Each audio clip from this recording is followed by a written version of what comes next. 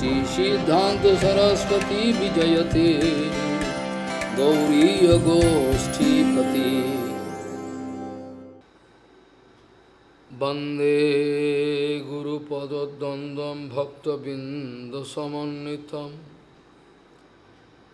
श्रीचैतन्य प्रभुं वंदे नित्यानन्दसहोदितं श्रीनन्दनन्दनं वन्दे राधिका चरणोदयं गोपीजनसमायुक्तं बिन्दावनं मनोहरम् वाञ्छाकल्पतरुश्च कृपासिन्धुभ्यश्च पतितानं पावनेभ्यो वैष्णवेभ्यो नमो नमः।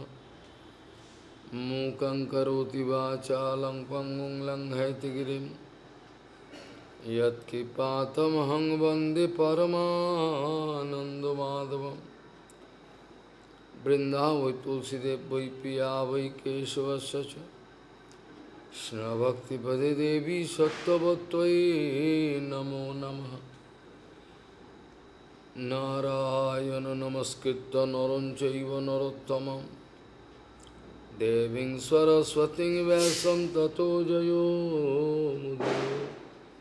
संकीर्तने कृष्ण कथोपदेशे गौरीयपत्रस्य प्रकाशने च सदानुरक्त गुरु भक्ति युक्तो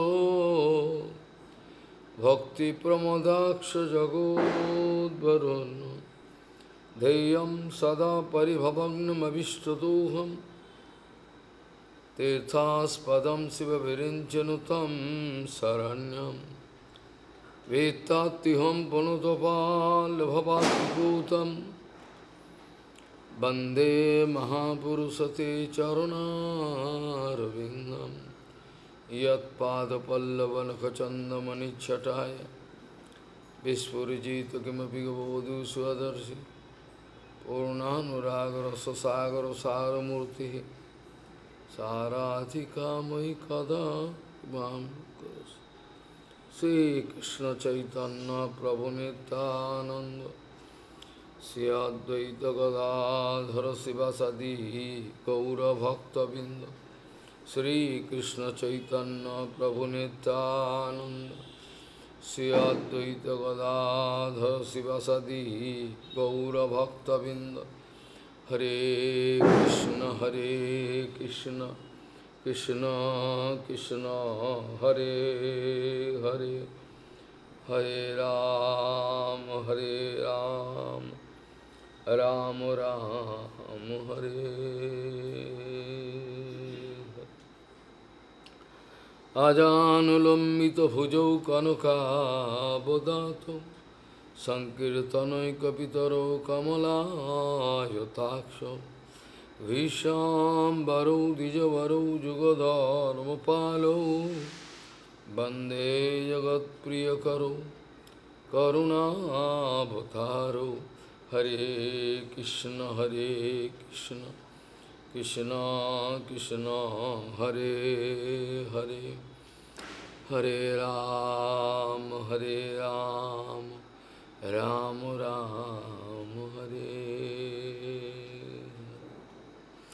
नमामि गंगे तव पादपङ्कजं सुरासुरैर्वन्दितो दीपरूपं भुक्तिं च मुक्तिं च ददासि नित्यं भावानुरूपेण सदा नरानं।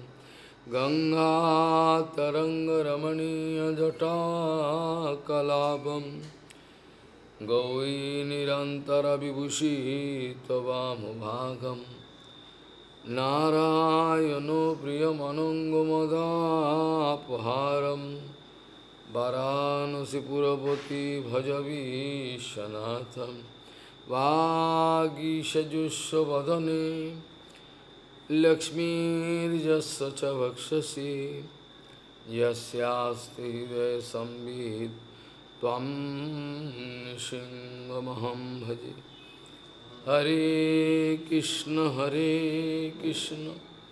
Krishna Krishna Hare Hare Hare Ram Ram Ram Hare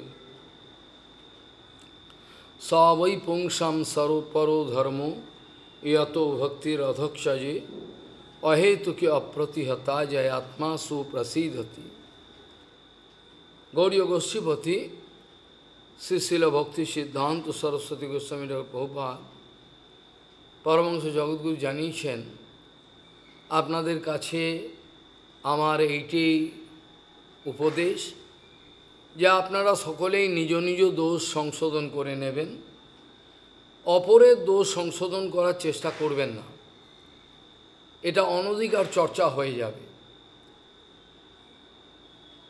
পৃথিবীর অসংখ্য লোকজন আছেন, সেই সব লোকজনকে একে একে আমি সংশোধন করতে যাব, এটা বড় ইমপ্র্যাকটিক্যাল বিষয় হয়ে যাবে, পারবো না। কত লোককে বোঝাবো? তার থেকে ভালো আপনারা নিজ নিজ দোষ সংশোধন করে নেবেন, সাধু হয়ে যাবেন, তাতে দেখবেন সর্বজগৎ সুখময় দর্শন করতে পারবেন। গৌড়ীয় গোষ্ঠীপতি শ্রীশিল ভক্তি সিদ্ধান্ত সরস্বতী গোস্বামী প্রভুপাদ পরমহংস জগদ্গুরু জানিয়েছেন আমার এইটি আপনাদের কাছে অনুরোধ, আপনারা প্রত্যেকে নিজ নিজ দোষকে সংশোধন করে নেবেন, অপরের দোষ সংশোধন করবার চেষ্টা করবেন না। সেটা আচার্য দায়িত্ব যারা রয়েছেন তারা করতে পারবেন, আচরণশীল। কাকে কাকে আপনি সংশোধন করতে যাবেন, এ বড় হাঙ্গামার বিষয়, এ পেরে উঠবেন না, উল্টে আরও আপনার নিজের চিত্তবৃত্তি নষ্ট হয়ে যাবে। তাতে নিজেকে সংশোধন করে নিন। আপনারা প্রত্যেকেই সাধু ধর্মেতে প্রতিষ্ঠিত হয়ে যান, আত্মধর্মেতে সর্বজগৎকে সুখময় দর্শন করতে পারবেন। যেটা প্রবোধন্য সরস্বতীবাদ বলতেন, বিশ্বম পূর্ণ সুখায়তি, লাস্টের লাইনটাই বললাম। এইভাবে আপনারা জগৎকে সুখময় দর্শন করতে পারবেন যদি হরিভজন করতে পারেন। দেবর্ষি ভূতাত্মনীনাম নায়াম, দেবর্ষি ভূতাত্মনীনাম পিতৃনাম নায়াম ঋণী চ রাজন সর্বাত্মনা চ শরণম শরণ্যম গত মুকুন্দম পরিহিত কর্তম। প্রভুপাদ বলছেন, যিনি বাস্তবিক হরিভজন করেন, হরিচরণ আশ্রয় করেছেন, তার জগতের কাউর প্রতি আর কোনো রকম ঋণ থাকে না। জগতের কাউর প্রতি কোনো রকম ঋণ থাকতে পারে না। আমরা হয়তো মনে মনে ভীত সন্তুষ্ট হয়ে যেতে পারি, আমরা জগতে জন্মগ্রহণ করেছি, আর জন্মগ্রহণ করার সঙ্গে সঙ্গে আমাদের বিভিন্ন রকমের ঋণের বোঝা আমাদের মাথায় এসছে, বিভিন্ন রকমের। হয়তো আপনি সেগুলো হিসাব করেন নাই বা আপনি জানতেও পারেন নাই, জন্মাবার সঙ্গে সঙ্গে আপনার উপর কিছু ঋণের বোঝা চলে এসছে, কিন্তু এটা আপনি কোনোদিন আমল দেন নাই, বোঝবার চেষ্টা করেন নাই। কোথা থেকে ঋণ হলো, কার কাছে আমি টাকা ধার নিয়েছি, টাকাটাই ঋণ হলো এমন কোনো কথা নয়। ঋণ অনেক রকমের হতে পারে। সেখানে বলছেন অনেক রকমের ঋণ, ঋষি ঋণ হয়, পিতৃঋণ হয়, দেব ঋণ হয়, বিভিন্ন রকম ঋণ হয়। ভূতগ্রামের কাছেও আমরা ঋণ। এইভাবে বিভিন্ন জন্মাবার সঙ্গে সঙ্গে আমরা বিভিন্ন ঋণগ্রস্ত হয়ে পড়ি। এই খবরটা আমরা রাখি না। মনুষ্য জন্ম লাভ করে হরিভজন করাটাই একমাত্র উদ্দেশ্য। এর অনেক আলোচনাও পূর্বে হয়েছে, হয়তো পরে আরও হতে পারবে ভবিষ্যতে ভগবানের ইচ্ছা থাকলে। কিন্তু আমাদের কর্তব্য কর্মের সমস্ত কিছু আমাদের নিষ্পত্তি হয়ে যায় একমাত্র হরিভজন করলে। হরিভজন করলে পরে কেউ কাউর কাছে কোনোদিন ঋণগ্রস্ত হন না, না পিতা মাতা ভাই বন্ধু স্বামী কাউর কাছে কোনোদিন ঋণগ্রস্ত হন না। ঋণগ্রস্ত না হওয়ার কারণ হলো আমরা ভুবনোদ্রুম, হরিকে বলা হয়, ভগবানকে বলা হয় ভুবনোদ্রুম, অর্থাৎ ভগবানের মাধ্যমে এই জগতের অনন্ত এই ব্রহ্মাণ্ড চরাচর লোক সৃষ্টি এগুলো দেখা যাচ্ছে। এই জন্য ভগবানকে রুট কজ বলা হয়, মূল কারণ। আর মূল কারণ বলেই ভগবানের সেবা করলে পরে, মূলের সেবা করলে পরে সব সেবা হয়ে যায়। প্রবাদ একথা জানাচ্ছে। একটু আগেই শ্লোকে বললাম, দেবর্ষি ভূতাত্মনীনাম পিতৃনাম নায়াম ঋণীচ রাজন। রাজন কাউর কাছে, হরিভক্ত কাউর কাছে ঋণী হয় না, কাউর কাছে, মার কাছেও নয়, পিতামাতার কাজ করেন না, কারণ তিনি হরিসেবা করেছেন। যে হরি আমার পিতা মাতা রূপে এসছেন, ভাই বন্ধু রূপে এসছেন, সবই তো তিনি। সর্বম খলু ইদম ব্রহ্ম, এর তো এসেই বিশেষ অনুভব করা উচিত। সবই হরি, অন্য কিছুই নেই। আমরা কেবল মায়াগ্রস্ত হলে নানাত্ব বোধেতে নিজের সর্বনাশ ডেকে আছে। এ আমার শত্রু, এ আমার মিত্র, এ আমার ভালোবাসার, এ আমার ঘৃণার বস্তু, একে আমি দেখে নেব।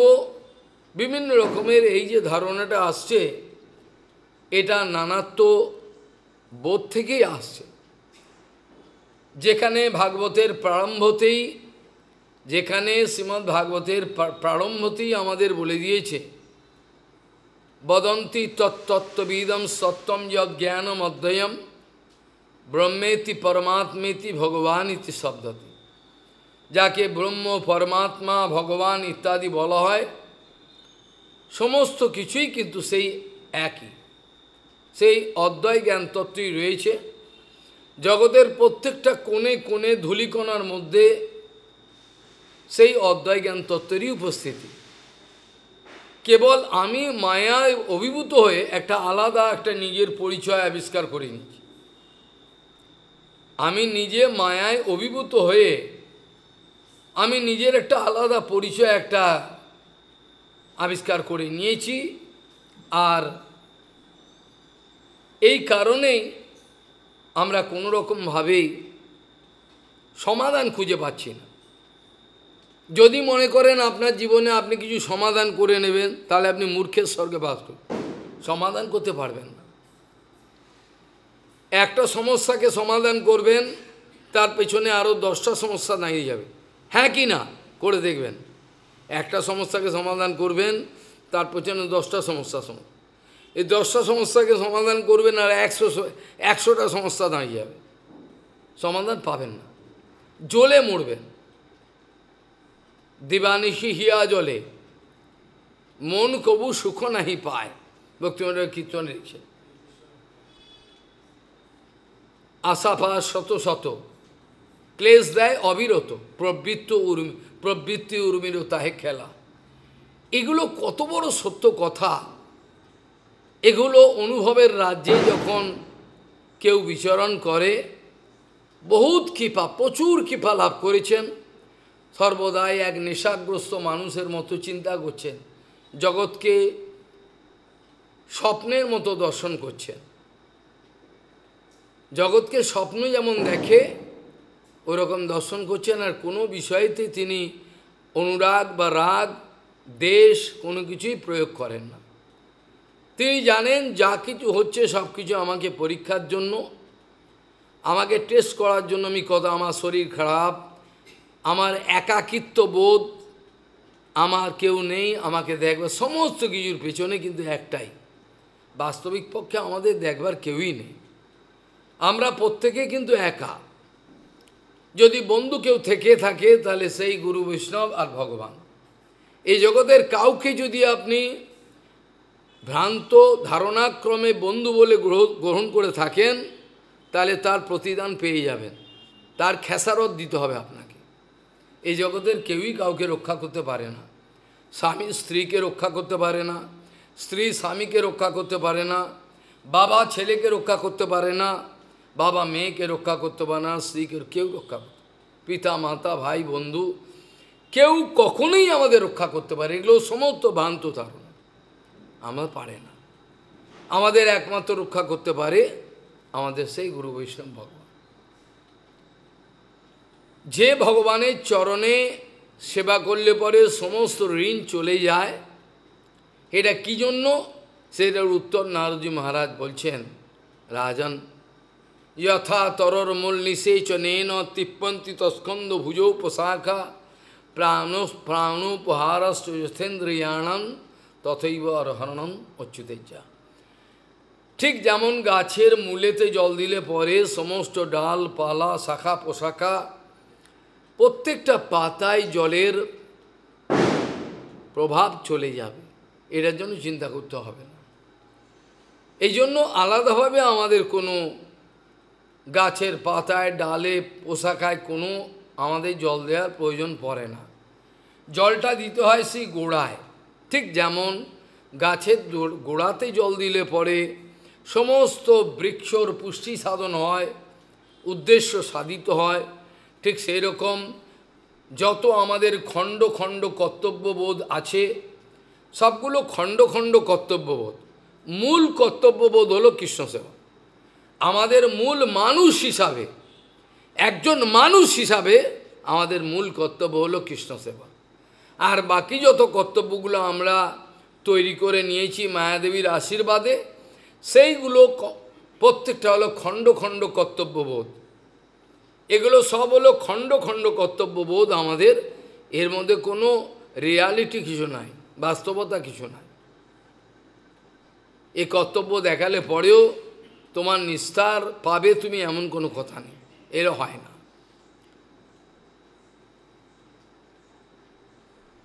আমাদের সংশোধনের জন্য ভগবান অনেক ব্যবস্থা রেখেছেন, এ কথা আলোও বলেছি। তার মধ্যে এক ব্যবস্থা হলো ভগবান ব্রত উপবাস আদি আমাদের কাছে রেখেছেন আত্মসংশোধনের জন্য।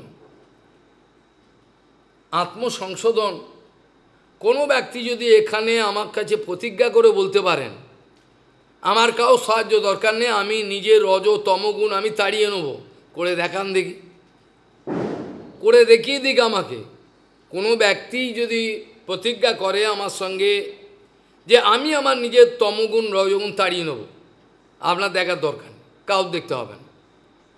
এটা যদি করে দেখাতে পারে তাহলে আমি বেশ ফেলে দেবো, ওটা হয় না।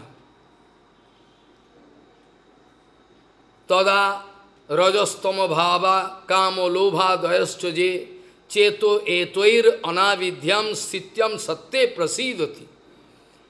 কালকে যে শ্লোক আলোচনা করা হয়েছিল সেটা প্রথম কি ছিল, সেখানে কি ছিল প্রথমেই আমি বলেছিলাম যে গ্রন্থ ভাগবত এবং ভক্ত ভাগবতের সেবা করতে করতে ধীরে ধীরে কি হবে, আমরা ধীরে ধীরে সেই পর্যায়ে চলে যেতে পারব। গ্রন্থ ভাগবত এবং ভক্তবান নিত্যম ভাগবত সেবয়া আমরা ধীরে ধীরে বেরিয়ে যাব। এই ভাগবত সেবা, যেটা গ্রন্থ ভাগবত ভক্ত ভাগবতের কথা বলা হয়েছিল, সেটা আমাকে কি করবে, সেবা করলে আমার কি সুবিধা হবে?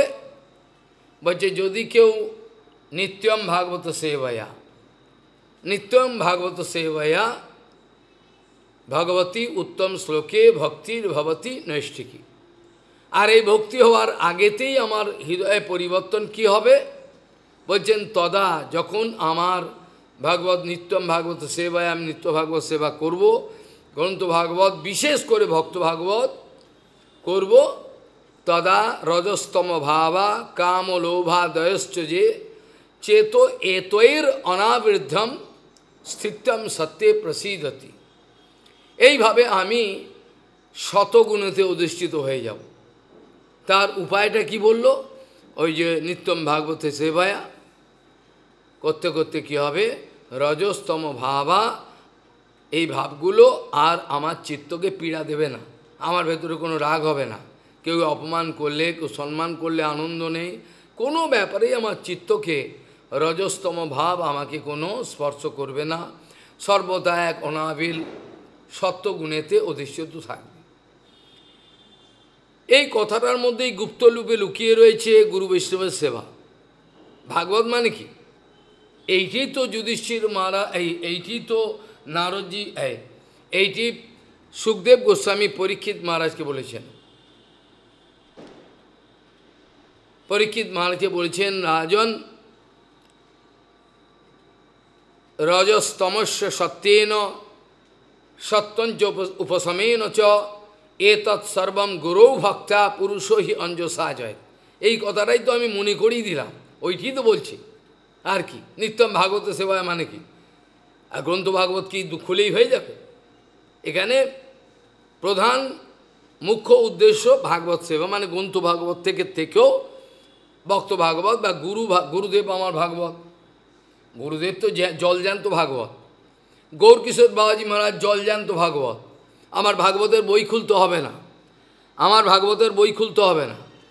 সেবাল গৌরকিশোর দাস বাবাজি মহারাজের কাছে কেবল আমি যদি ছিল গৌরকিশোর দাস বাবাজি মহারাজের কাছে বসে থাকি, তাহলে তার জীবনের যে যা কিছু আমি দেখব, এটা ভাগবতের অ্যাপ্লাইড ফর্ম দেখতে পাবো।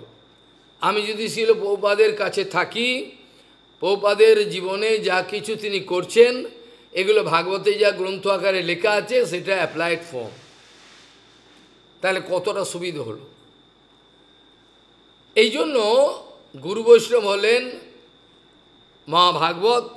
তাদের মধ্যে ভাগবতের যা লিখিত অবস্থায় আছে, তার পরিপূর্ণ সর্বাঙ্গীন উপযোগ অ্যাপ্লাইড ফর্ম দেখতে পাবে। কোথায়? এই তার জীবন চরিত্রে দেখতে পাবে।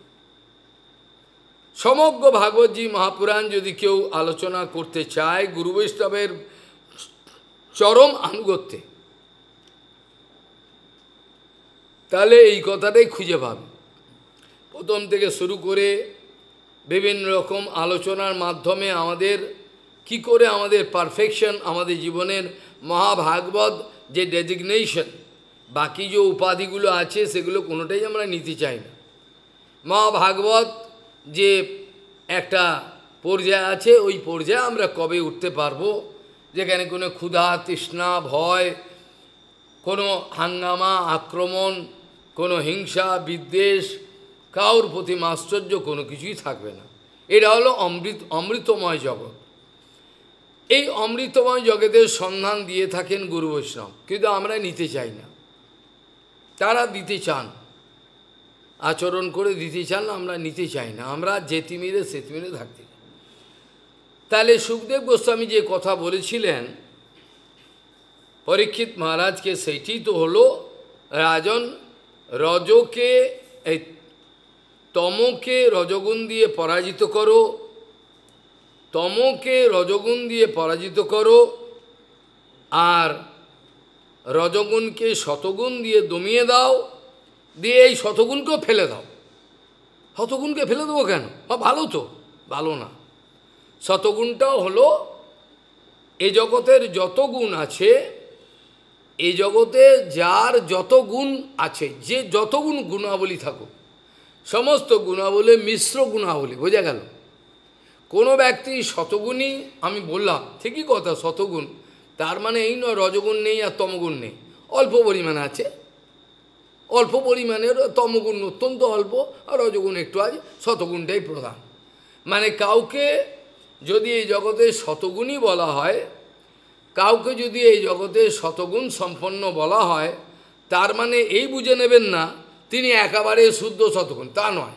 তার মানে বুঝে নিতে হয় তিনি হচ্ছেন, তার শতগুণটাই হলো প্রধান, বাকি গুণাবলী থাকতে পারে, বিরক্ত করে না।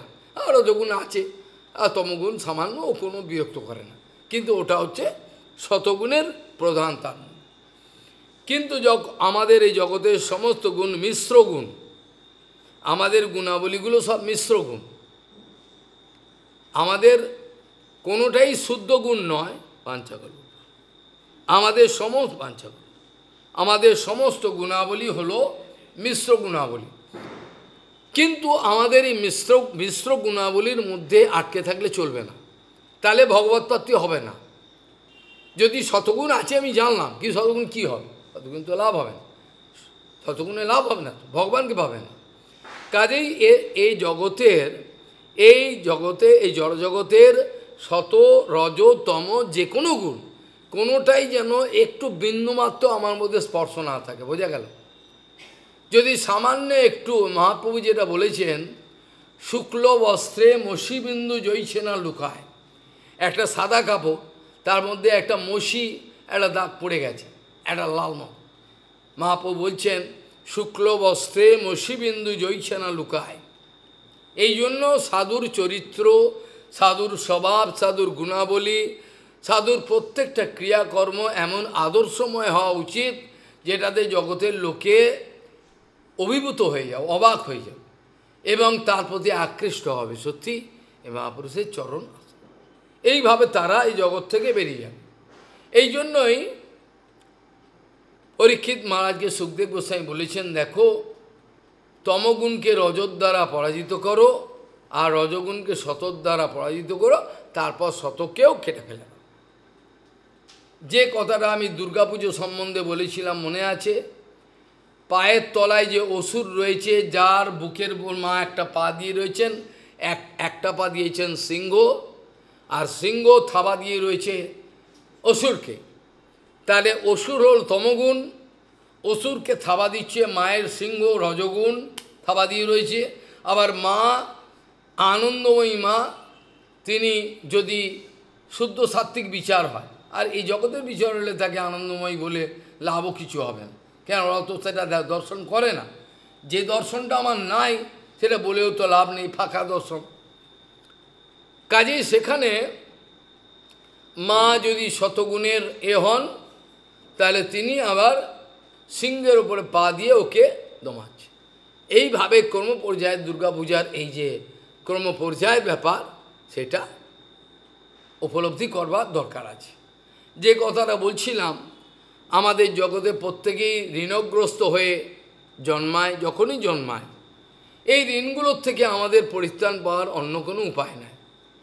যারা একমাত্র ভাগবত ধর্মকে অন্তর, যেটাকে বলে আত্মধর্ম, যেটাকে তো বলা হয় আত্মধর্ম, যেটাকে বলা হয় আত্মধর্ম, যেটাকে বলা হয় বৈষ্ণব ধর্ম, যেটাকে বলা হয় ভাগবত ধর্ম, যেটাকে বলা হয় জৈব ধর্ম, সেই আত্মধর্মকে যতক্ষণ আশ্রয় করতে না পারে ততক্ষণ পর্যন্ত কোনো লাভ নেই। যতক্ষণ পর্যন্ত আত্মধর্মকে না আশ্রয় করবে ততক্ষণ পর্যন্ত তার ঋণগ্রস্ত থাকতে হবেই, কোনো পালাবার কোনো পথ নেই, তাকে আশ্রয় গ্রহণ করতে হবে, তাকে ঋণগ্রস্ত হতে হবে। কিন্তু যিনি হরিভজন করেন, একটু আগেই বললাম, এই ঋণগুলো কি কি, যেটা ঋষি ঋণ বলা হয়েছে সেটা হলো এই যে ঋষিমুনিগণ হাজার হাজার বছর ধরে বিভিন্ন রকম কষ্ট করে এই পরম সত্যকে দেখতে পেয়েছেন বিভিন্ন রকমভাবে, বেদ আদি তাদের চোখের সামনে উদ্ভাসিত হয়েছে। বেদ কেউ সৃষ্টি করেননি, বেদের কেউ স্রষ্টা নেই, বেদের কেউ স্রষ্টা হয় না, বেদের দ্রষ্টা হয়। বেদের কেউ স্রষ্টা নেই, কে বেদ রচনা করতে না, বেদের দ্রষ্টা। বিশ্বামিত্র মুনি আমাদের গায়ত্রী মন্ত্র দর্শন করেছেন, বৈশিষ্ট্য মুনি কোনো মন্ত্র দর্শন করেছেন, যাজ্ঞবল্ক্য মুনি যজুর্বেদের, কৃষ্ণ যজুর্বেদের কোনো অংশ দর্শন, এইভাবে রিম্ভন ঋষি, এইভাবে প্রত্যেকেই। আবার মা ঋষি আছে, তাদের এত পবিত্র, তারাও দেখেছেন মন্ত্র বিভিন্ন রকম, কাত্যায়নী, গার্গী, এরা প্রত্যেকেই মহীয়সী, বৈদিক যুগে এরা সব করেছেন। কাজে এই সবগুলো তারা দর্শন করেছেন, করে আমাদের জগতের মঙ্গলের জন্য যারা পরে জন্মগ্রহণ করবেন জগতে, তারা যেন মঙ্গল লাভ করে, তাই জন্য শ্রুতি স্মৃতি পুরাণ আদি, যদিও পূর্বে শুনে শুনে মনে রাখা হতো বলে শ্রুতি তার নাম, পরবর্তীকালে লিখিত হয়েছে। এই লিখিত অবস্থায় তারা রেখে গেছেন আমাদের কাছে, এবং আজ লিখিতভাবে তারা রেখে গেছেন বলে আজ আমাদের সেই শাস্ত্রগ্রন্থ অনুশীলনের সুযোগ হয়। তথাপি এর মধ্যে একটা গুরুত্বপূর্ণ কথা এই যে পরম্পরাতে কোনো ভেজাল ঢুকে যাবে, যে পরম্পরাতে কোনো ভেজাল ঢুকে যাবে, সেখানে শাস্ত্রজ্ঞানের বাস্তবিক অনুভব উদ্ভাসিত হবে না। যে পরম্পরার মধ্যে কোনো অশুদ্ধি স্পর্শ নাই, যে পরম্পরার মধ্যে কোনো অশুদ্ধি স্পর্শ, কোনো কন্টামিনেশন নাই, যে পরম্পরা নীরব করা গুরু পরম্পরা, যেটা বলদেব বিদ্যাভূষণ বলেছেন, যে পরম্পরার মধ্যে কোনো গ্যাপিং হয়েছে, সে পরম্পরার দিব্যজ্ঞান প্রবাহিত হবে না, আপনি ঠকে গেলেন। যে পরম্পরার মধ্যে বাস্তবিক শক্তি রয়েছে, সেই পরম্পরা, সেই শক্তি, একই শক্তি প্রবাহিত হচ্ছে, সেই জায়গায় আমাদেরকে মাথা নত করতে হবে। পরম্পরায় যদি কোনো ভেজাল থাকে, শাস্ত্রজ্ঞান স্ফূর্তিপ্রাপ্ত হবে না।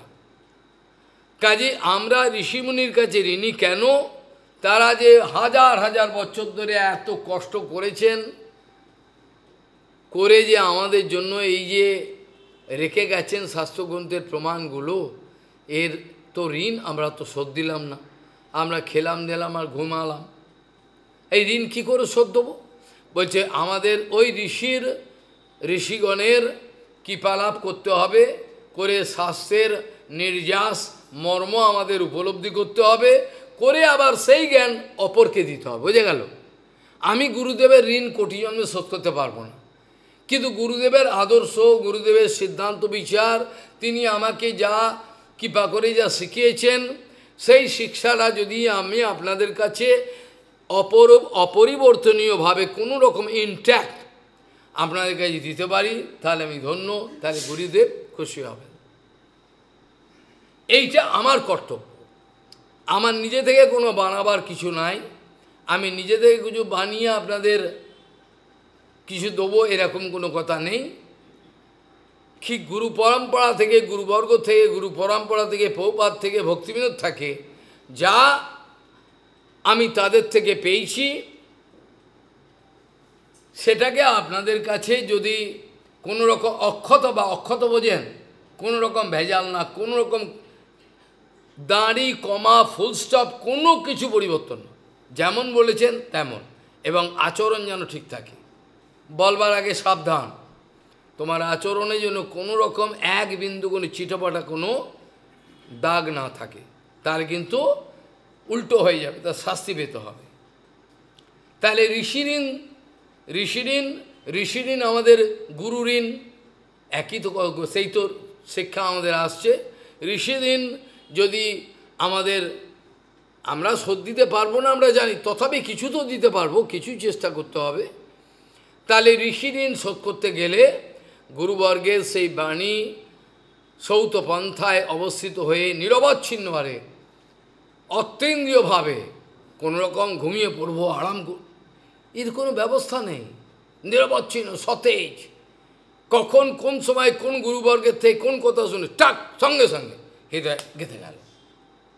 এইভাবে এক মহাপুরুষের ভাণ্ডার অক্ষত হয়। কি করে হয়? ওরা জীবনে যেখানে যত কথা গুরুবর্গের থেকে শুনেছে, শোনার সঙ্গে তো চুম্বকের মধ্যে নেই, ব্যাস হজম, ওইটি এবার উত্থিত হবে। এইভাবে অফুরন্ত ভাণ্ডার, গুরু বৈষ্ণব হয়ে যায় হরিকথার অফুরন্ত ভাণ্ডার। কি করে হয়? এ হচ্ছে গুপ্ত রহস্য, মুখস্থ করে হয় না। কত মুখস্থ করবে? এ কি সম্ভব নাকি মানুষের পক্ষে? তাহলে ঋষিঋণ শোধ করতে গেলে যখন ঘটনাক্রমে আমাদের ভাগ্য আমাদের গুরু বৈষ্ণবের কাছে নিয়ে এসছে, তখন আর আরাম করলে চলবে না। নিরন্তরভাবে সেই শাস্ত্র অনুভব করতে হবে, আচরণে সেবাতে দেখাতে হবে, একেবারে বলশালী হবে। যেটাকে বলা হয় নায়ম আত্মা বলহীন নিলভ্য। এই বলটা কি? মাছ মাংস ডিম খেয়ে বল করলাম, সোয়াবিন খেয়ে বেশি করে বল করে দিলে, এটা নয়। এই বলটা হলো, এই বল মানে হলো গুরু বল, বৈষ্ণবের বল, তাদের স্নেহ ভালোবাসা অফুরন্ত আমি পাবো, এইটা আমার লোভ অফুরন্ত। তারা যেন আমাকে এমন ভালোবাসে যে আমাকে ছাড়া আর ভাল লাগে না, এইরকম ধরনের আমার তাদের ভালোবাসা নিয়ে আমি বলশালী হব, আগে এগিয়ে যে মার্চ করে we shall overcome, we shall overcome, এই কথাটা ইংরেজি লোকেরা বলে। যত বাধা বিঘ্ন আছে আমরা পায়ের তলায় দলন করে দিয়ে চলে যাব, আমাদের কেউ কিছু করতে পারে। যেটা ধ্রুব মহারাজ করেছিলেন, ধ্রুব মহারাজের যখন চলে যাচ্ছেন নিত্য পদে, তার মৃত্যু এসে বলছে, দাঁড়াও, কোথায় যাচ্ছ? তো কোথায় যাচ্ছ তুমি? বলে, আপনি কে? বলে, আমার নাম হলো মৃত্যু। আমার নাম হলো মৃত্যু। আমাকে অতিক্রম করে কেউ কোনোদিন কোনো জায়গায় যেতে পারে না, জানো? বলো, আচ্ছা তাই নাকি? এদিকে আসুন। ওর মাথার উপর মৃত্যুর মূর্ধনি পদম দত্ত্বা, মৃত্যুর মাথায় পা রেখে এখানে একটা পা রাখলো আর প্লেনে উঠে গেল, বিমানে উঠে গেল। মৃত্যুর মাথাটাকে একটা সিঁড়ি বানিয়ে নিল। ও, আপনার নাম মৃত্যু নাকি? আচ্ছা আচ্ছা আসুন। বলে ওর মাথায় পা রাখলো একটা, আর বিমানের মধ্যে একটা পা, ও চলে গেল, ব্যাস হয়ে গেল। তাহলে কোনো ভয় পায় না। মৃত্যুর মূর্ধনি পদম দত্ত্বা, মৃত্যুর মাথায় পা দিয়ে ধ্রুব মহারাজ চলে গেলেন নিত্য পদে। আর আমরা ভীত সন্তত, কখন কি হয় না হয় কিছু বলা যায় না, সবসময় ভীত। দুর্বল জীব, দুর্বল জীবের কোনো সমাধান হয় না। ওই জন্য যে কোনোভাবেই বল সংগ্রহ করতেই হবে, না করলেও হবে। এইভাবে আমরা ঋষিঋণ শোধ দিতে পারবো। তারপরে পিতৃঋণ। পিতৃঋণ মানে হলো পিতা আমাকে মানুষ করেছেন, বড় করেছেন, সব কিছু করেছেন। এই পিতৃঋণ শোধ দিতে গেলে কি করতে হয়? আমাকে বিবাহ আদি করবার পর পুত্র সন্তানের জন্ম দিয়ে যাতে পিণ্ড দান করতে পারে, পিণ্ড উদকম ক্রিয়া, পিণ্ড উদকম জল এবং পিণ্ড যেন দিতে পারে, তার একটা বংশ রেখে যায়, এটা পিতৃঋণ শোধ হয়। আমাদের পারমার্থিক রাজ্যে কি বলবো, যে প্রভুপাদের ভাষায় তোমাকে গুরুগিরি করতে হবে না। প্রভুপাদের ভাষা হলো, আমি চিরকাল লঘু থেকে যাব, এটাও বড় কথা না। প্রভুপাদ বলছে, এ কথা আমি বলছি না আপনাদের সবাইকে লঘু থাকতে হবে, আমি বলছি গুরুগিরি করতে হবে না, গুরু হতে হবে। গুরু হলে কি হবে? শক্তি সঞ্চার করবে, বংশাবলী রেখে যাবে, যেটা শ্রীবাস পণ্ডিত আনন্দময় উৎসবের সময় বলেছিলেন একবার, যে আমাদের যে অচ্যুত বংশ যেন বৃদ্ধি হয়। আমাদের শ্রীবাস পণ্ডিত আনন্দে বলেছিলেন, আমাদের এই অচ্যুত বংশ যেন বৃদ্ধি হয়। এটা গোপন কথা বলেছিলেন। এটা মানে কি, যে আমাদের যে গুরু থেকে শিষ্য বামন গোস্বামী মহারাজ, উনি তো কেশব গোস্বামী মহারাজের বাস্তবিক শিষ্য, কেশব অধীত বামন রূপ, এবং তিনি আবার শক্তি সঞ্চার করতে পারবেন। তাকে কেশব গোস্বামী মহারাজ গুরু রেখে গেছেন, বাস্তবিক গুরু। এটা সব ক্ষেত্রে হয় না, গুরু বানিয়ে দিলেই গুরু হয় এমন কোনো। গুরুগিরির আক্কেল ইসলামে একটা আর্টিকেল লেখা হয়েছিল, ঘি দুধ এগুলো ঢেলে দিলে এবার আচার্য হয়ে গেল। মাথায় কিছু কয়েকজন লোকে ঘু দিয়ে ঢেলে দিলে হয়ে গেল আচার্য।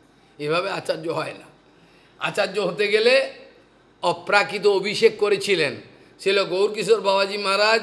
তাকে ঘি দুধ দিয়ে চান করাননি, পায়ের ধুলো নিয়ে মাথায় মাখিয়ে বলেছেন, আমার প্রভু আপনার মঙ্গল হোক। এইটাই অভিষেক বাস্তবিক।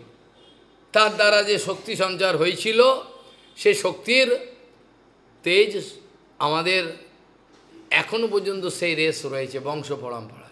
নেই তো নেই, যার কাছে নেই নেই, কিন্তু থাকবেই। এ কখনো মিটমাট হবে না, একে থাকতেই হবে। প্রভুপাদ এই শক্তি সঞ্চার করবেনই। এইভাবে দেখলে গেলে পিতৃঋণ এইভাবে স্মার্ত মতে পুত্র সন্তান জন্ম দেওয়া, আর পারমার্থিক মতে উপযুক্ত গুরু হয়ে উপযুক্ত শিষ্যকে পালন করে ভালোবাসা দিয়ে স্নেহ দিয়ে তাকে অভিষেক করতে হবে, সেই যেমন আবার সেই শক্তি সঞ্চার করতে পারে। দেবঋণ কি করে হলো? ভগবান গীতাতে বলেছেন। এইভাবে তোমরা দেবতা এবং মানুষ তোমরা পরস্পরের প্রতি সহযোগিতা করে এগিয়ে যাবে। কি? দেবতারা তোমাদের বৃষ্টি দিচ্ছে, জল বৃষ্টি আগুন সব কিছু সহায়তা করছে, বায়ু, এইগুলো দেবতারের বিভিন্ন রকমভাবে তারা তোমাদের সহায়তা করছে। এই দেবতাদের ঋণকে শোধ দেওয়ার জন্য তোমাকে কি করতে হবে? এবার তাদের তোয়াজ করতে হবে। কিন্তু এটা মূলের কথা আমি বলে দিলাম, কি যেন ভগবানের চরণ কমলে ভক্তি করলে আর আমার কোনো ঋণ থাকবে না। ভূতুঋণ মানে হলো আমরা যে বেঁচে আছি আমরা মনে করি আমরা কারোর প্রতি ঋণগ্রস্ত নয়। সেদিনকেও বলছিলাম আমার যে সুখ স্বাচ্ছন্দ্য আমি অনুভব করছি তার পেছনে কাউর না কাউর প্রতিদান আছে। সে এত পরিশ্রম করেছে, এত অর্থ করি তার নিজের শক্তি দিয়েছে, তবে আমার আজকের এই সুখ। যে কোনো জগতের যা কিছু ক্রিয়াকর্ম হচ্ছে তার পেছনে কাউর না কাউর অবদান আছে। আজকে যে ভারতের স্বাধীনতা পেয়েছেন তার পেছনে অবদান আছে, কোনো না কোনো রক্ত দিয়েছে। এইভাবে দেখা যায় এই যে মাঠের কেঁচোগুলো আছে, কেঁচো, এগুলোকে আমরা ছোটোবেলায় পড়েছি, কেঁচোকে কৃষকের বন্ধু বলা হয়। কেন বলছে এই কেঁচোগুলো মাটিগুলোকে ফরফরে করে দেয়, মানে খুঁড়ে খুঁড়ে হালকা করে দেয় ও সুবিধা হয়, তাতে চাষে সুবিধা হয়। তাহলে কেঁচোটা পর্যন্ত উপকার করছে, পোকামাকড় খেয়ে অন্যান্য জীবজন্তু। এই যে ইকোলজিক্যাল ব্যালেন্সটা এইভাবে আমাদের কাছে বজায় থাকে, ইকোলজিক্যাল একটা ব্যালেন্স এটা হয়। কিন্তু মানুষ হচ্ছে সবচেয়ে পাজির পাজারা, মানুষের মতো বড় পশু আর কেউ নেই। কেন? এই ইকোলজিক্যাল ব্যালেন্সকে ধ্বংস করছে, ইচ্ছা মতো গাছ কাটছে, ইচ্ছা মতো প্রাণী হত্যা করছে। এই ডলফিন ছিল আমাদের নবদ্বীপে নদীতে, এই 15 বছর আগেও সব তুলে তুলে বিক্রি করে দিয়েছে, একটাও নেই। নবদ্বীপে লোকের ডলফিন দেখতে আসতো, জলে উপর টুক করে নামতো, আবার উঠতো, আবার সব শেষ করে দিয়েছে। মানুষের মতো জন্তু এত বড় বদমাশ কেউ নেই। যদি বদমাইশি করে মানুষ তাহলে সবচেয়ে বড়, আর যদি ভালো হয় তাহলে সবচেয়ে ভালো হয়। সব শেষ। যত গাছপালা, আজকে আমাজন ফরেস্টকে বলা হয় আমাদের পৃথিবীর ফুসফুস। এই আমাজন প্রতি বছরেতে কত কিলোমিটার করে কমে যাচ্ছে জঙ্গল, সব কিলোমিটার জঙ্গল কমে যাচ্ছে, শুকনো হয়ে যাচ্ছে, শেষ, সব শেষ। এইভাবে দেখা যায় মানুষ সবচেয়ে বড় ভয়ঙ্কর বিপদ আনছে, তার ইকোলজিক্যাল ব্যালেন্স নষ্ট করে দিচ্ছে। এবার মানুষ নিজের বিপদ নিজের ডেকে আনছে। কি করে সুস্থভাবে আমাদের পরবর্তী প্রজন্ম বাঁচবে চিন্তা করে। প্লাস্টিকগুলো যেখানে নদীতে ফেলেছি, হ্যাঁ মর্গে, আমি তো বেঁচে গেলাম। এবার ও চিন্তা করছে না এই যে প্লাস্টিকগুলো ফেলছে জমিতে, এর দ্বারা কী হচ্ছে, ও আমার মরুকে, আমার তো সুবিধে হল, মানে জন্তুর মতো বিচার। এইভাবে সব শেষ। পারমার্থিক রাজ্যেতে উন্নতির জন্য আমি একটু আগেই বলছিলাম ব্রতরূপে ভগবান আসেন। ভগবান কার্তিক ব্রতরূপে, অর্থাৎ চাতুর্মাস্য ব্রত আদি বিভিন্ন রূপ ধারণ করে তিনি আমাদের কাছে আসেন আমাদের মঙ্গল বিধান করবার।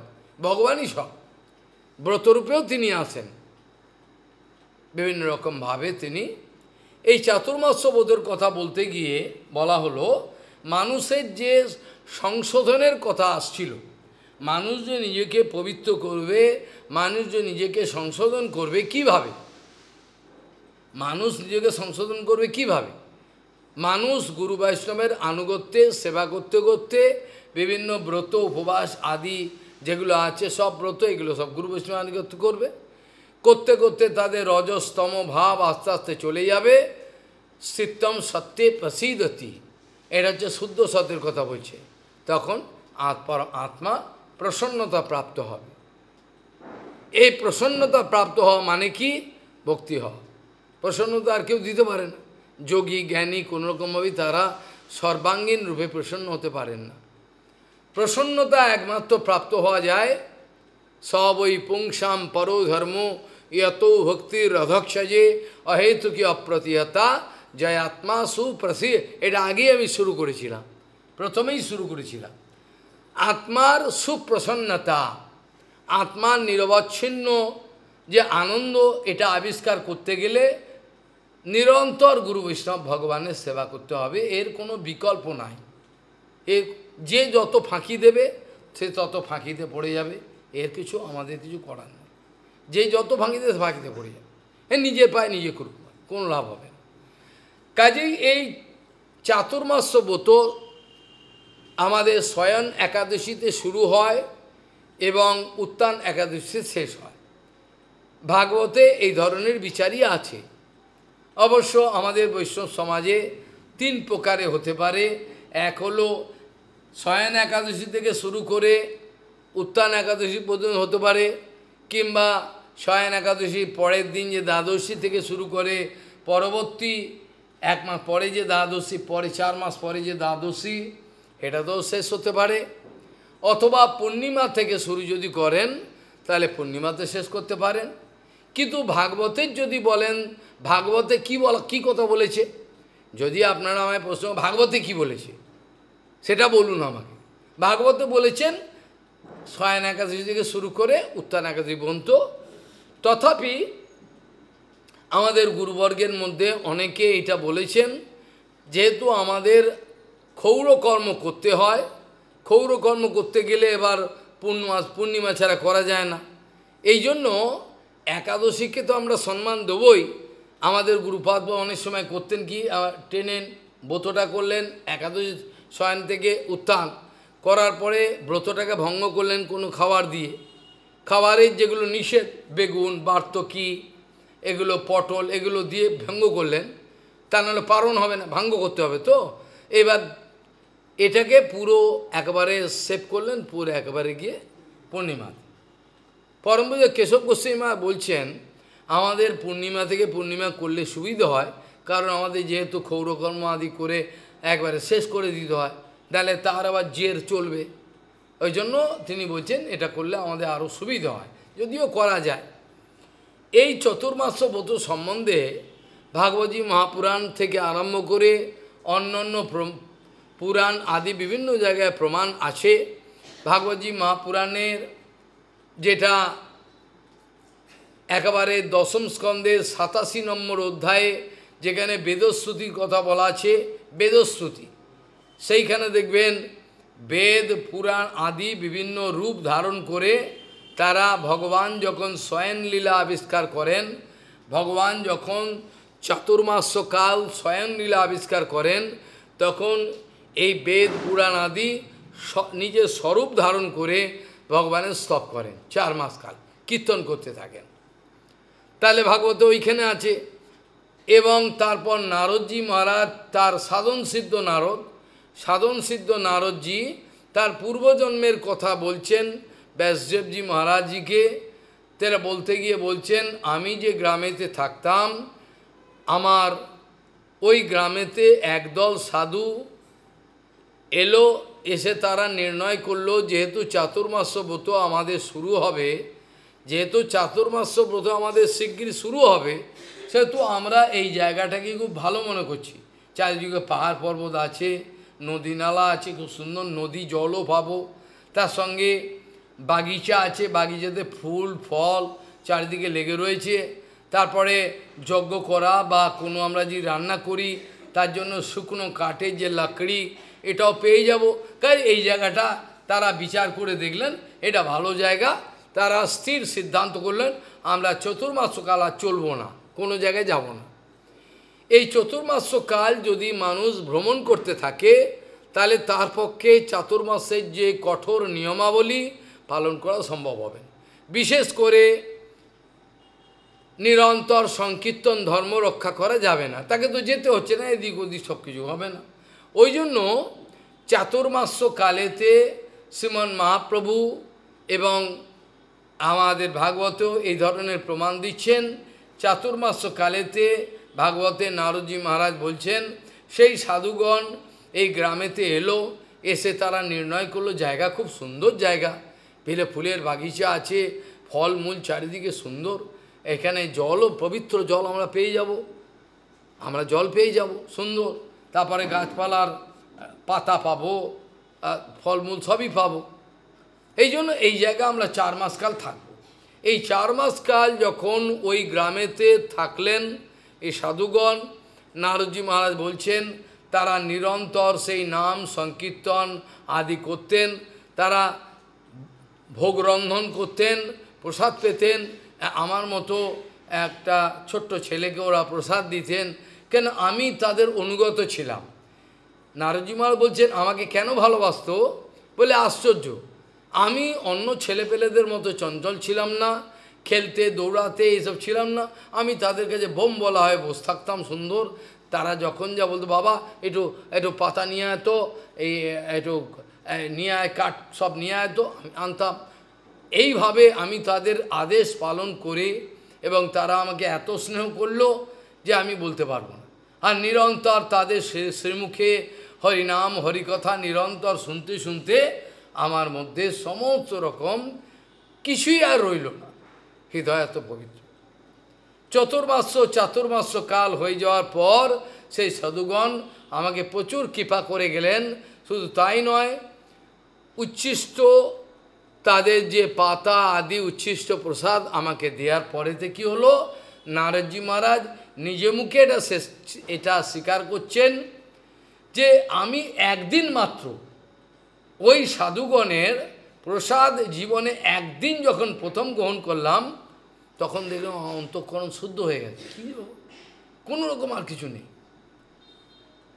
সকিত স্ম ভুঞ্জে তদপাস্ত কিলবিষম। সকিত মানে একবার, সকিত স্ম ভুঞ্জে তদপাস্ত কিলবিষম। আমার হৃদয়ের অন্তঃকরণ যে মালিন্য সমস্ত চলে গেল, কালিমা সমস্ত অন্ধকার চলে গেল। আমার ভেতরে একটা দিব্য একটা অনুভব আসতে আরম্ভ করলো। যদিও আমার দীক্ষা হয়নি, কিন্তু একটা কেন জানি না তাদের কৃপাতে তাদের হরিকথা শুনেছি, কীর্তন। আর ঘটনাক্রমে আমার মা কি হলো, সাপের কামড়ে রাত্রিবেলা মারা গেলেন। কি করে? আমার মা অপরের বাড়িতে চাকরানির কাজ করতেন, গোদহন, গোশালা, বিভিন্ন রকম সেবা, বাসন, বিভিন্ন রকম সেবা করতেন। ওই সেবা করবার জন্য তিনি অতি প্রত্যুষে সকালবেলা যখন রওনা হয়েছেন, তখন রাস্তার মধ্যে যেতে যেতে সাপের গায়ে পা পড়ে গেছিল। সাপের দংশনে আমার মা সেখানে মারা গেল। কিন্তু আশ্চর্য, এই বাচ্চা যে 4-5 বছরের বাচ্চা, মা মরে গেল বলে করে কান্নাকাটি তো দূরের কথা, বলছেন সেই বাচ্চা বলছেন যে আমার মা চলে গেল, মা একমাত্র আমার বন্ধন ছিল, মা চলে গেল ভালোই হলো, আমার আর বন্ধন বলে কিছু রইল না। তাহলে বাচ্চা তখন কি? আর আমাদের এখনো পর্যন্ত আসক্তি যায় না, মা মা বাবা বাবা, হ্যাঁ, কি করে আমাদের আসক্তি যাবে? সেই বাচ্চা এবার কি করলো, সেখানে বলছেন সেই বাচ্চা এবার বলছে যে মা আমার একমাত্র বন্ধনের কারণ ছিল, মা চলে গেল, আমি এখন মুক্ত হয়ে গেলাম, আমাকে এখন দেখাশোনা করারও কেউ নেই, আমি চলতে থাকলাম, যেখানে নজর যায় চোখ যায় ভগবান নিয়ে যাচ্ছে। ক্ষেত খরবাট বাগান শহর সমস্ত পেরিয়ে যেতে যেতে ক্ষুধার্ত হয়ে গেলাম, তৃষ্ণার্ত। এক সরোবরের তীরেতে আমি এসে দেখলাম নির্মল জলরাশি, পদ্ম পরিস্ফুটিত হয়ে রয়েছে।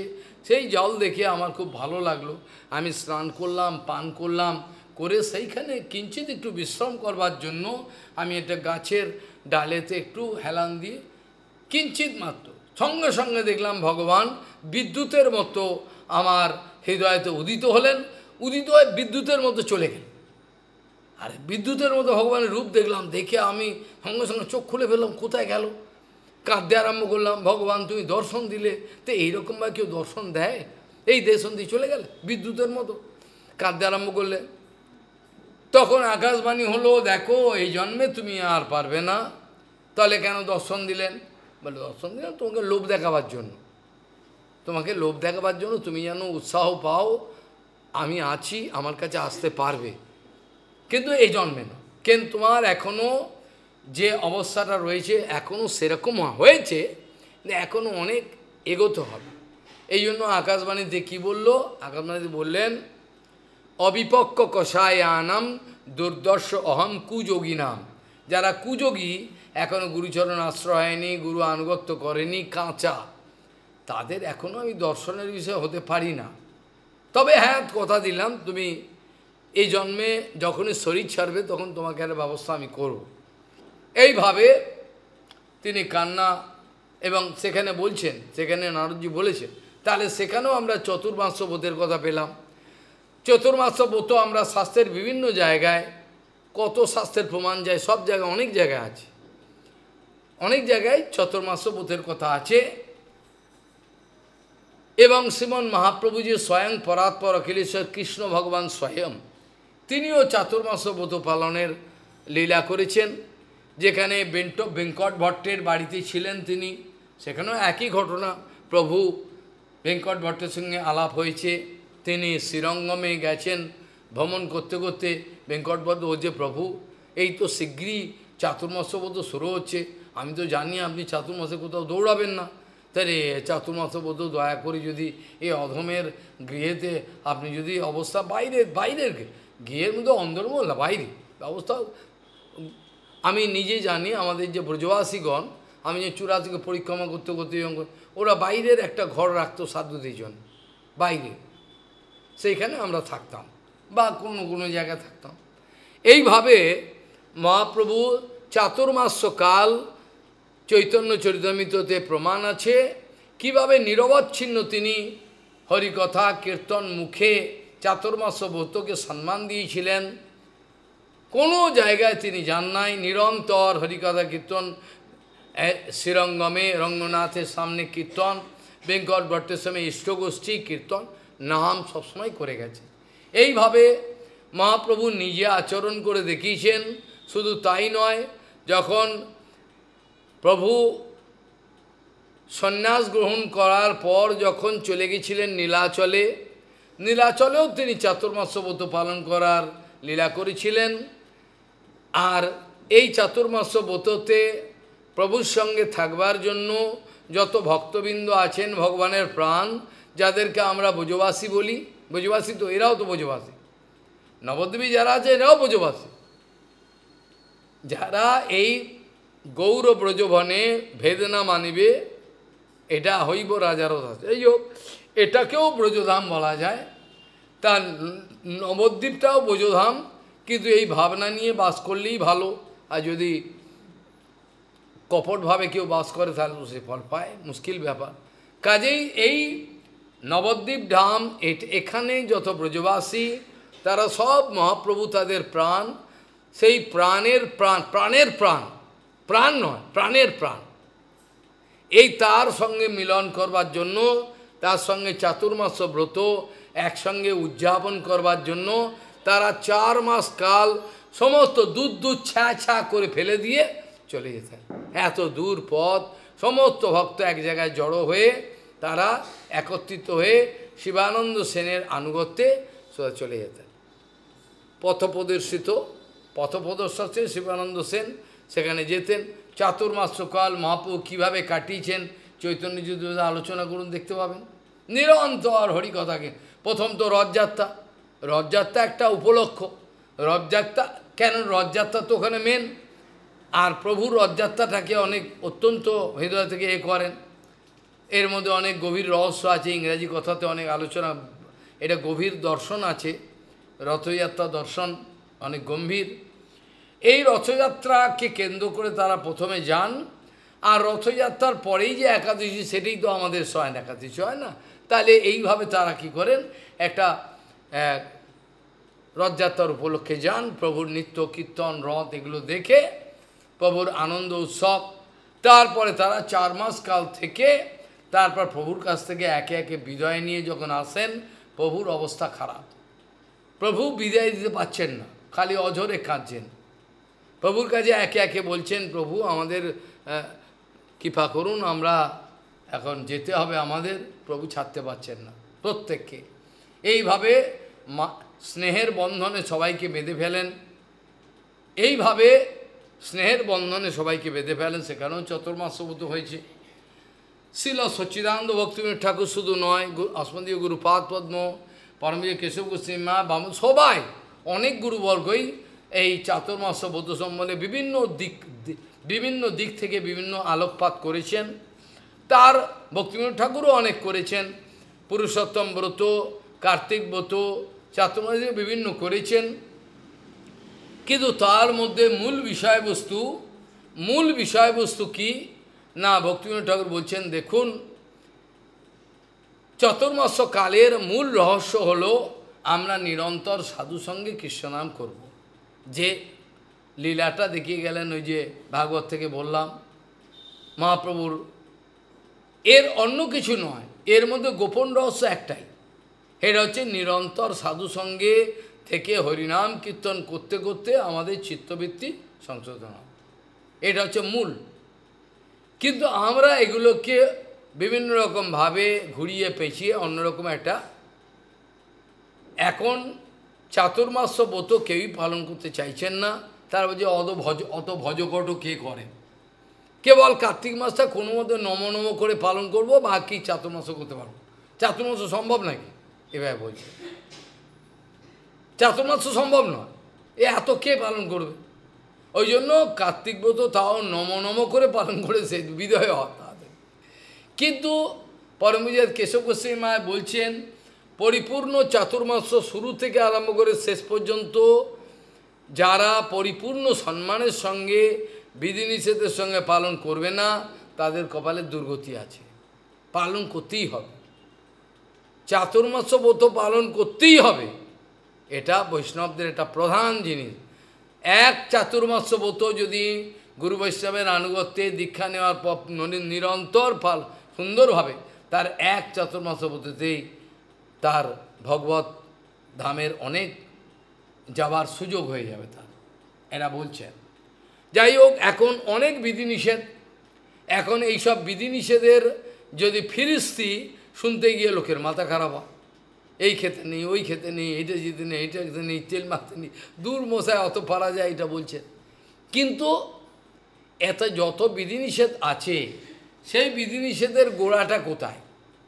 গোড়াটা হলো এই, সর্বদাই ভগবানকে স্মরণে রাখতে হবে, ভগবানকে কখনো ভোলা যাবে না।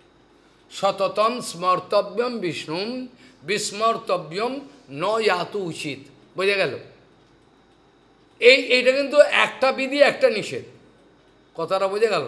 বিধি একটা, এটা হচ্ছে ভগবানকে সবসময় স্মরণ রাখবে, ভগবানকে সবসময় স্মরণ রাখবে, একটা বিধি।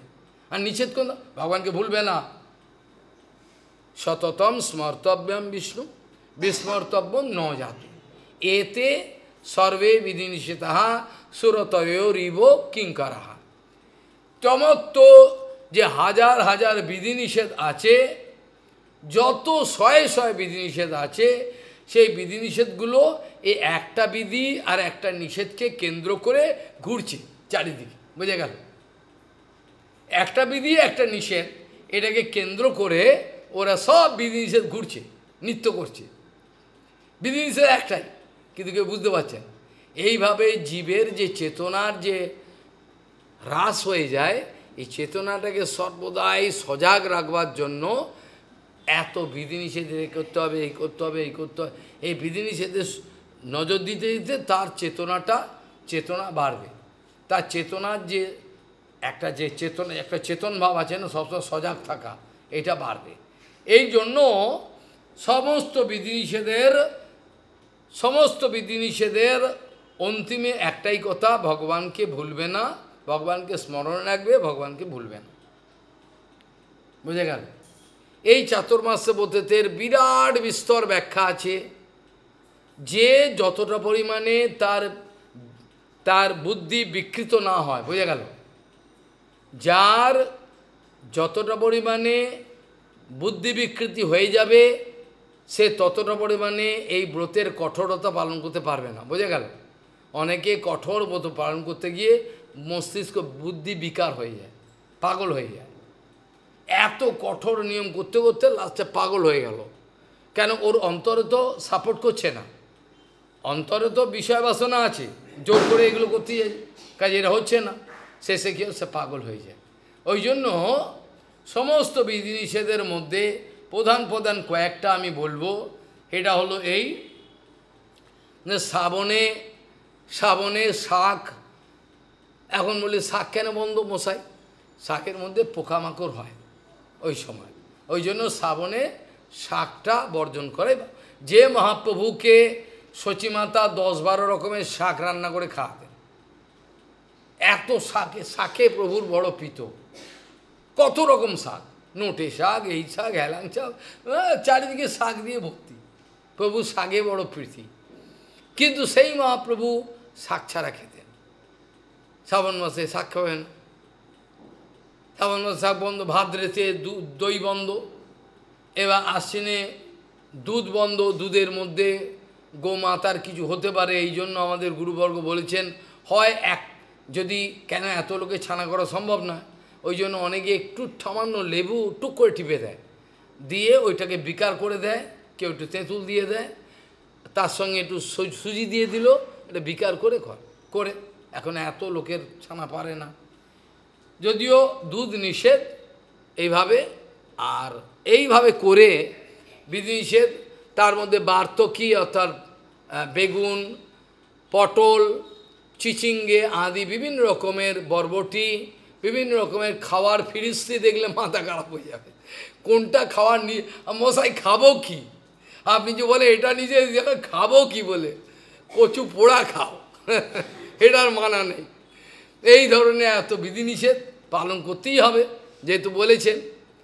সেই বিধিনিষেধগুলো পালন করতে করতে উপকার হয়। জীবের যে লালসা, আমাদের যে একটা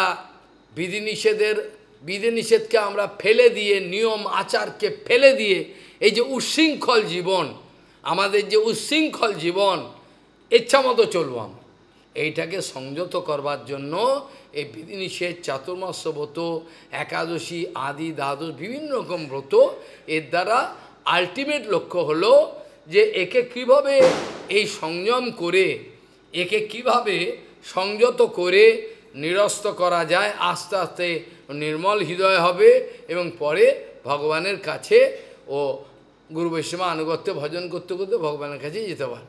এইভাবে চাতুর্মাস্য ব্রত পালন করার কথা আছে। বিশেষ করে কার্তিক ব্রতকে বলা হয় নিয়ম সেবা ব্রত।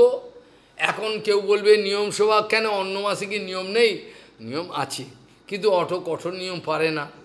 কার্তিক মাসের নিয়ম হলো রাত্রির শেষ জামেতে শিগগিরই উঠতে হবে, বিছানা ত্যাগ করতেই হবে, নাহলে অপরাধ। ও করতেই হবে সবার পক্ষে। উঠে একবারে শিগগিরই স্নান করে ভগবানের মুখ দর্শন করতে হবে, প্রদীপ দিতে হবে সন্ধেবেলায়, সন্ধে না আবার রাত্রে গিয়ে দেবে, এখন গিয়ে দেবে, ধীরে ধীরে প্রদীপ দান করতে, আকাশ প্রদীপ দিতে হবে ভগবানের। দামোদর লীলা, দামোদরের যে লীলা, এটা স্মরণ করতে হবে। নমামি ঈশ্বরম সচ্চিদানন্দ রূপম, এগুলো গান করতে হবে প্রত্যেক দিনে ব্যক্তিগতভাবে, এগুলো সবাই করতে হবে। আহার নিদ্রা আদি সংকোচ করে এইভাবে নিয়ম পালন করতে করতে কোনো এক সময়ে তারা নিজেরা আবিষ্কার করে, বাহ ভালোই তো লাগছে, এতদিন কত মরেছিলাম পারবো না, এখন দেখছি ভালোই লাগছে, দেখে এবার তার নামে রুচি হবে, নামে রুচি হবে, গুরু বৈষ্ণব সেবায় রুচি হবে। এইভাবে ধীরে ধীরে ভজন এগিয়ে যাবে। এইভাবে অনেক বিধিনিষেধের কথা ভক্তিবিনোদ ঠাকুর বিভিন্ন রকমভাবে বলছেন, বলে অন্তিমে বলছেন, দেখুন প্রত্যেকটা নিয়ম আচার আমাদের পালন করব না তা নয়, পালন করতে হবে, কিন্তু তার মূলেতে একটাই গোপন কথা রয়েছে, কে কত পরিমাণে গুরু বৈষ্ণব ভগবানের কাছে থেকে হরিকথা কীর্তন করতে পারবে, ভগবানের গুণগান, এটা হচ্ছে মূল। यथा यथा आत्मा परिमिज्यते असौ मत्पुण्य गाथा शवनो विधानई तथा तथा पश्यति वस्तु सूक्ष्म चक्षुषा एव अंजन संप्रयुक्तम। যেমন চোখেতে কাজল দিলে, আমাদের মারা ছোটবেলায় দিতেন, কাজল দিয়ে দিতেন, কাজল পারতেন, এইসব কাজল না, বাজারে কাজল নয়, নিজেরা পারতেন, সর্ষের তেল দিয়ে ঘি দিয়ে পারতেন। তো এইভাবে যেমন চোখের দৃষ্টি যেমন বৃদ্ধি পায়, ভগবান বলছেন ঠিক এই রকমভাবে যে যত পরিমাণে গুরু বৈষ্ণব ভগবানের কাছে, ভগবানের কথা গুরু বৈষ্ণবের সান্নিধ্যে থেকে নিরন্তর যদি শ্রবণ করে, তাদের হৃদয়ের চেতদর্পণ মার্জন অতি শীঘ্রই সাধিত হয়ে যাবে।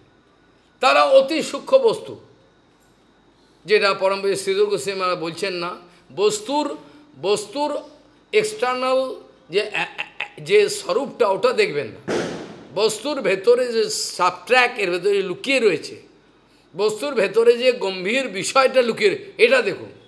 এই তত্ত্বদর্শন সুবিধা হয় একমাত্র গুরু বৈষ্ণবের কৃপা। যে যত পরিমাণে হরিকথা কীর্তন শ্রবণ করবেন, তত চক্ষু পরিষ্কার হয়ে যাবে, তখন তাকে আর কিছু বলতে হবে না, সে সমস্ত তত্ত্ববস্তুকে সূক্ষ্ম চোখে দর্শন করতে পারবে, তার আর কিছু অসুবিধা হবে না।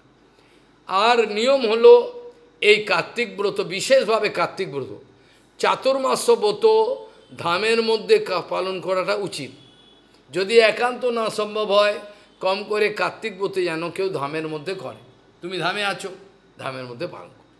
এইভাবে পুরো চাতুর্মাস্য ব্রতটাই ধামের মধ্যে পালন করা উচিত। চাতুর্মাস্য ব্রততে যে সংকল্প নিয়ে সাধক ভজন করে তার সংকল্প সিদ্ধ করে দেন। অনেক নিয়ম আছে, আমি বলতে পারছি না। যারা পলাশ পাতায় ভোজন করেন তাদের পারমার্থ সিদ্ধি হবে, যা কল্পনা করবেন সেটা সত্য হয়ে যাবে। বোঝা গেল? যিনি অনেক নিয়ম আছে, যিনি নুন পুরো চতুর্মাস্য কালেতে শঙ্কর ভগবান যেমন তার খাওয়াতে কোনো জায়গায় নুন দেন না, শঙ্কর ভগবান নুন খান না, তার যত রন্ধন হয় দেখে নুন নেই, তিনি ওই কষ্ট করে ওগুলো খান। যে ব্যক্তি চাতুর্মাস্য ব্রতেতে নুন বর্জন করে, খাওয়া যায় নুন ছাড়া খাওয়া যায়, ভোলে বাবা খায়, ভোলে বাবা যা দেবে নুন ছাড়া খায়।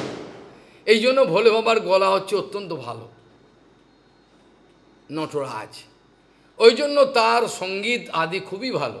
এই জন্য চতুর্মাস্য ব্রতেতে যে বর্জন করবে নুন, তার কণ্ঠস্বর অত্যন্ত সুন্দর হবে, সুরেলা।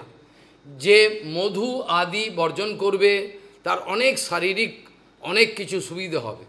যে তৈল অভ্যাঙ্গ মর্জন, তেল মাখা স্বভাব, সেগুলো ত্যাগ করলে অনেক সুবিধা হবে। বিভিন্ন কারণ আছে, এই করে করে তারা সিদ্ধ মহাত্মা হয়ে যাবে। এরা মনে করে এগুলো অত্যন্ত কঠিন, এগুলো করা সম্ভব নয়। প্রত্যেকটার পেছনে কারণ আছে, এগুলো করলে পরে প্রত্যেকটা তারা ফল পাবে। কিন্তু ভক্তিবিনোদ ঠাকুর একটাই কথা বলছেন, যদি একাহার করে তার কত সামর্থ্য বাড়বে। একাহার, যে পুরো চাতুর্মাস্য একবার খান, ঘুম সংকোচ করে দিয়েছেন মাত্র অত্যন্ত অল্প, যেটা সম্ভব না কারো। আমাদের রূপ সনাতন কী করতেন? ঘুমোতেনই না, কদাচিৎ ঘুমোতেন 24 মিনিট বা 48 মিনিট, তাও ঘুমোতেন না। লেখা আছে নিদ্রা আহার বিহার কাদি বিজিত চাত্তান্ত দিন চৌ, লেখা রয়েছে। নিদ্রা আহার আদি কিছুই নাই, সবই সংকোচ করতে। কী করে সম্ভব? প্রভুপাদ কী করে করতেন? গৌরকিশোর বাবা কী করে করতেন? আমরা কেন পারবো না? এটাই তো কথা। তারা করতেন, তারা শক্তি দেবেন যদি আমরা চাই। আমরা চাই না, তাই দেয় না শক্তি। এই জড়জগতের যে বন্ধনটা, এর বাইরে যাওয়া তো আমাদের দরকার। আমাদের যে খাদ্যাভ্যাস, আমি অল্প কথায় বলছি, আমাদের যে খাদ্যাভ্যাস, আমাদের যে নিদ্রার অভ্যাস, আমাদের যে অনেক বদ অভ্যাস আমাদের পূর্বাশ্রম থেকে আমরা নিয়ে এসেছি, হ্যাঁ, আহ্লাদে আমরা সব এইগুলোকে সব এবার লাথি মেরে ফেলতে হবে। লাথি মেরে ফেলে এবার শুদ্ধ আচার আচরণে প্রতিষ্ঠিত, নাহলে কাঁচকলা কিচ্ছু হবে না। পুরো চাতুর্মাস্যবদ্ধ কাঁচকলা, নুন, একটু ঘি, সন্দব লবণ, আরে বাপরে বাপ, এর খেয়ে যাচ্ছেন। এইভাবে করছেন, অনেকে ব্রত করেন, কিন্তু যুক্ত বৈরাগ্য হচ্ছে প্রধান। এটা আর একটা এর মধ্যে গোপন কথা ভক্তিবিনোদ ঠাকুর বলছেন, যদি নিরন্তর, যদি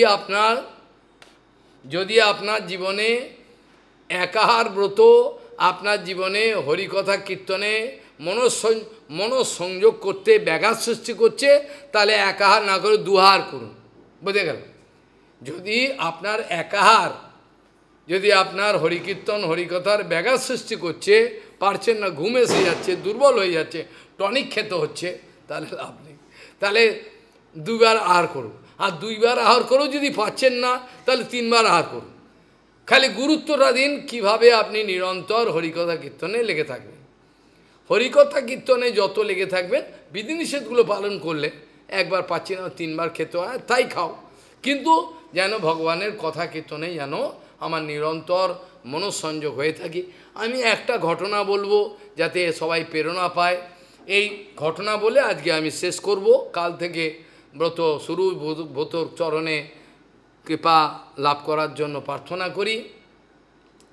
আমাদের পরম পূজ্য মাধব গোস্বামী মহারাজের একজন শিষ্য ছিলেন, তার নাম আমি বিভিন্ন, আজ থেকে 15 বছর 20, যত হরিকথা তার মধ্যে কোনো না কোনো জায়গায় আছে। আমি বৃন্দাবনেও বলি, তখনও তো রেকর্ডিং হয়নি, কেউ কেউ করেছেন, নিয়ে গেছে। সেই ব্যক্তি, তার নাম হয়েছিল পর্বত বাবা। ব্রজবাসীরা যাকে পর্বত বাবা কি জয় হো বলতেন। এই পর্বত বাবা প্রথমে নাম ছিল তার দীনবন্ধু প্রভু। তিনি ছিলেন নেপালি ব্রাহ্মণ, এই নেপালি দারোয়ান, নেপালি তিনি ছিলেন দারোয়ান। কোনো একটা ধনী ব্যক্তির বাড়িতে ফ্যাক্টরিতে তিনি পাহারাদার ছিলেন। তিনি এই পুলিশের ড্রেস ফ্রেস পরে থাকতেন। হঠাৎ একদিন পরম পূজ্য মাধব গোস্বামী মহারাজের দর্শন করলেন, সেখানে কোচবিহারে গেছিলেন। সেই হরিকথা দর্শন তাকে দেখেই তার হয়ে গেল, বলল আমি আর থাকবো না, আমি চলে যাব, আমি আর থাকবো না, তার চরণে যাব, আমি এই মহাপুরুষের চরণে যাব। তারপর সত্যি সত্যি চলে এলেন। তিনি বলে লেখাপড়া জানেন না, সই করতে হলে এরমভাবে দেবেন, ক খ গ কিছু বলতে পারেন না, তিনি জানেন না, গণ্যমূর্খ যাকে বলে। কিন্তু গুরুচরণের এমন কৃপা হলো, তিনি এতই সেবায়, গুরুচরণের এত ভালোবাসা, গুরুদেবকে তিনি এত ভালোবাসতেন যে ঘটনা বললে রাত কাওয়ার হয়ে যাবে, আমি অল্প কথায় বলবো।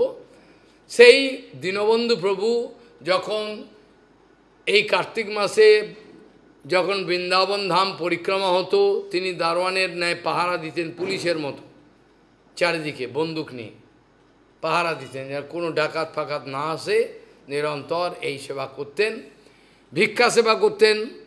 যে কোনো বাজারে তিনি যাবেন, তাকে দেখেই লোকে ভিক্ষা দিয়ে দেবে, তাকে এমনই তার মানে নেপালি, তিনি দেখতে ভালো না, কি তার এত মিষ্টতা আছে, এমন মিষ্টি করে কথা বলবে, দিয়ে দেবে, নিয়ে যা বাবা, নিয়ে যা, দিয়ে দেবে, এইভাবে ভিক্ষা করতেন। সেই দীনবন্ধু প্রভু এত সেবা করেছেন যে মাধব গোস্বামী মহারাজ তাকে সন্ন্যাস দিতে বাধ্য হয়েছিলেন, যদিও তাকে অন্য অন্য গুরু তার যে শিষ্যকে দেবেন না, মূর্খ, কিন্তু সে গুরুদেব বলছেন এ যা সেবা করেছে ওকে আমার সন্ন্যাস দিতেই হবে, নাহলে ভগবান ক্ষমা করবেন, ওকে দিতে, ওই সন্ন্যাসের যোগ্য, ওই চরিত্র স্বভাব, পড়াশোনা কম জানতে পারে, সত্যিই তাই। সন্ন্যাস নেওয়ার পর যে প্রচার করতে আরম্ভ করলো, আপনি অবাক হয়ে যাবেন, আপনি অবাক হয়ে যাবেন, ওকে পড়াশোনা জানে না, খালি বই চৈতন্যদেব এরকম থাকতো, বইটা বন্ধ, নিরন্তর বন্দনা করে বলে যেত। লোকে বলতো যে ও পড়তে জানে, লেখাও জানে, সবই, কিন্তু জানেন না, একটা অক্ষরও জানেন না, কিন্তু নিরন্তর বলে যাবেন হরিকথা। তার যে বিষয়টা আমি উল্লেখ করলাম সেটা হলো এই, ইনি চাতুর্মাস্য ব্রত কীভাবে পালন করতেন, ওই যে 8 মাস তিনি বিভিন্ন জায়গায় প্রচার করতেন। এখনও বোম্বেতে তার শিষ্য আছে, দিল্লিতে আছে, ব্রজের মধ্যে অনেক শিষ্য আছে, প্রচুর তাকে দান দক্ষিণা, গম চাল সব দিত, তার আশ্রমও করে দিয়েছে। তিনি চাতুর্মাস্য ব্রত, তুমি কোটি টাকা দিলেও তিনি বাইরে যাবে না, কোটি টাকা দিলেও বাইরে যাবে না, চাতুর্মাস্য ব্রত বোঝে থাকবে। কার্তিক ব্রতেতে প্রত্যেক দিন গোবর্ধন পরিক্রমা করবেন, সাধু সেবা করবেন, নিরন্তর জপ ধ্যান করবেন। আর বিশেষ করে গোবর্ধন পরিক্রমার দিনেতে তিনি সব সাধু বাইরের লোককে ডাকবেন, নিয়ে যা, নিয়ে প্রসাদ নিয়ে যা, তিনি দাঁড়া, এরকম চেহারা, কুস্তিগীর, তিনি কুস্তি পারতেন, যে জন্য ব্রজের মধ্যে তিনি বিখ্যাত হয়েছিলেন। কি করে?